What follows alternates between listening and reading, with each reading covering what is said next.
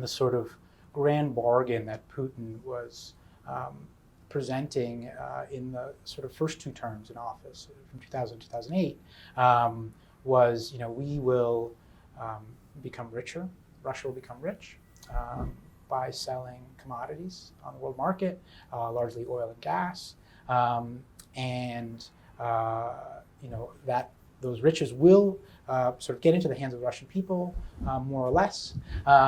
And the price that the Russian people will pay is that political freedoms will be curtailed.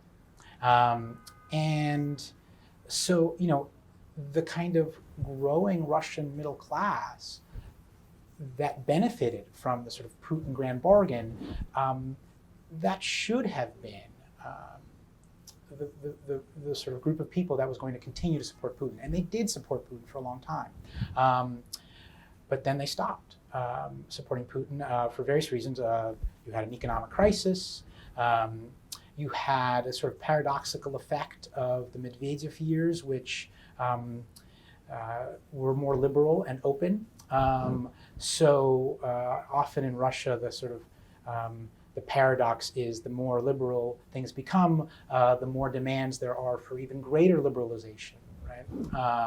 And Putin, he's no genius, but he is a student of Russian history, and he understands that historically, the more freedom you give to the Russian people, the more they demand. So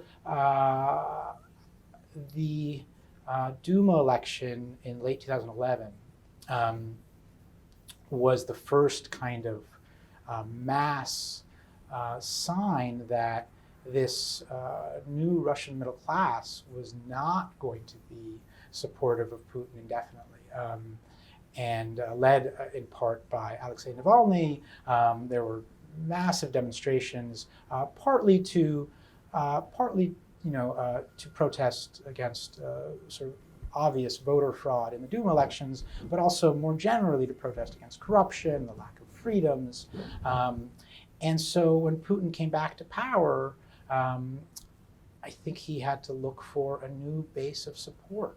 And so you do start to get a new kind of more nationalist rhetoric from him. And then eventually, after the seizure of Crimea, this kind of really accelerates.